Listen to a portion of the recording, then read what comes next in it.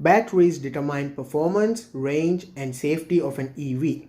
The battery is the most complicated and costly part of an EV, and the industry leader in that sector is, again, Tesla. Tesla wants to make the largest, affordable, and sustainable supply of batteries for electric vehicles, which is a long game, but Tesla has started to lay the tracks for its future path. So, let's begin.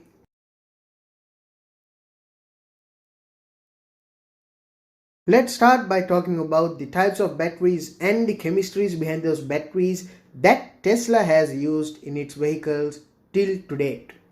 Starting with the Tesla Model S and X. Those two vehicles still use till this date the oldest battery tech designed by Panasonic for its 2009 Tesla Roadster.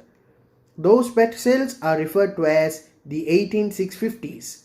They are cylindrical lithium ion cells of 18 mm in diameter and 65 mm in length. Nickel, cobalt, aluminium, or in short NCA, is the chemistry of the 18650's cathode.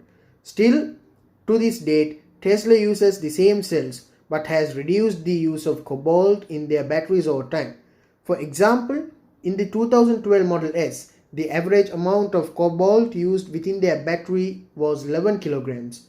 But by 2016, that has been reduced to about 7 kilograms, which is a reduction of usage of cobalt by nearly 36%. Tesla Model 3 long range and performance versions use a larger battery known as the 2170s, which are of 21 mm in diameter and 70 mm in length. These were developed through a collaboration with Panasonic.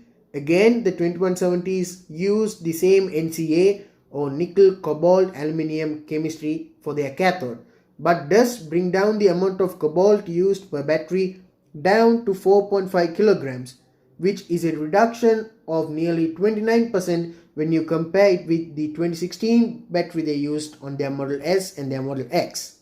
For the standard range Model 3, Tesla uses a lithium iron phosphate or an LFP chemistry for its cathode. This cell type is developed by CATL, a Chinese cell manufacturer. LFP batteries are prism shaped instead of the cylindrical shape, so it's a square instead of a cylinder, and uses no nickel and cobalt. This means that the LFP batteries are of low energy density. Next, we are going to talk about the 4680 cells, which were unveiled in Tesla's Battery Day, and that's the future cells that Tesla intends to use in their future cars and future batteries. So as the name suggests, it's of 46 mm in diameter and 80 mm in length. These cells use a lot of nickel, zero cobalt, which means that it's using 100% fully nickel, but still packs a very high energy density than its 2170 cells. These cells have not been used in any production vehicle at Tesla. So with this data, we can see that the way forward is to streamline battery production into the point where the cells that have the highest energy density for the lowest cost are only produced. This means that someday the 18650s and the 2170 cells will be stopped from usage, and the LFP and 4680 cells will see a ramp up in production. Now let's talk about Tesla's battery future. First, the LFP battery. LFP is new to North America's Tesla, but Tesla Model 3 is made in China all pack this LFP battery chemistry. As from the name, LFP uses iron as its cathode material. Iron is a very common material, and it is a cheap material. So why isn't this chemistry used all this time? The reason is energy density. Iron does not have the ability to match nickel's ability to create energy dense batteries, but nickel is very unstable and reactive. That's where cobalt is introduced to stabilize the nickel. Cobalt is a very expensive material, and making the battery packs of nickel and cobalt are very expensive.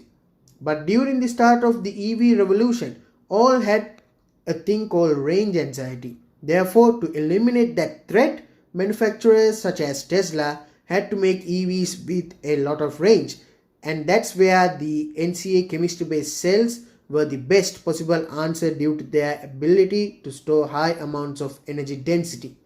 But as time flows, leading automakers like Tesla improve on vehicle efficiency through vehicle design improvements and powertrain improvements, and on the other hand, battery manufacturers improve on their respective technology. This is where LFP batteries look suitable to the modern day electric vehicles. CATL are the only current suppliers of LFP batteries to Tesla, and this relationship is only going to continue as Tesla increases its usage of LFP batteries within its Model 3 standard range vehicles. The impressive feat here is that Chinese LFP batteries show no difference when you compare it with its NCA counterparts in terms of range.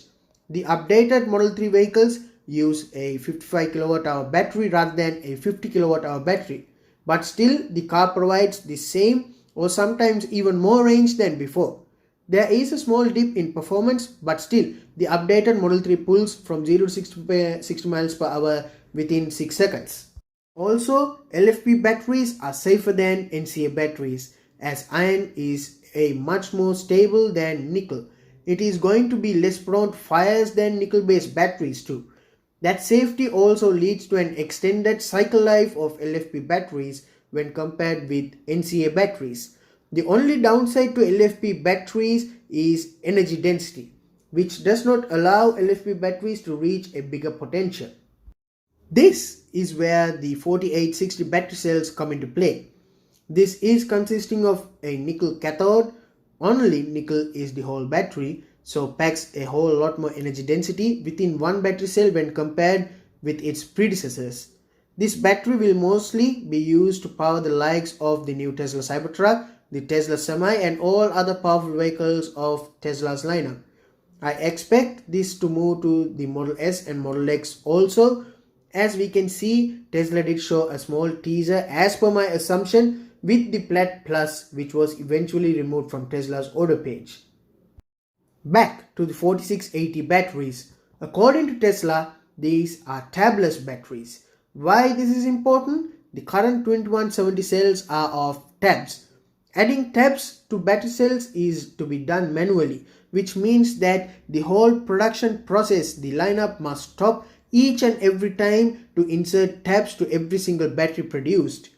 From the manufacturing videos of the 4680 cells provided by Tesla, we can see that the production process never stops, showcasing the effectiveness of tabless batteries. Back to Tesla's point of view. According to Elon Musk, Tesla will use the 4860 batteries to all of its vehicles of the long range and performance streams. Also, to produce these batteries, Tesla is building a separate battery factory at Giga Berlin and another 4680 battery factory at Austin, Texas. Tesla even shared the 4680 battery designs details with Panasonic, who are now on track to produce their own 4680 batteries for Tesla in the year 2022. It's sure that Tesla is really serious about this battery business. So, Tesla is on course for the battery evolution. But what do you guys think? What's your ideas on this battery transition, and can we get to all new cars produced to be electric by the year 2030? Let me know in the comment section below. Also, do not forget to subscribe to my channel and have your notifications turned on to stay updated about Tesla.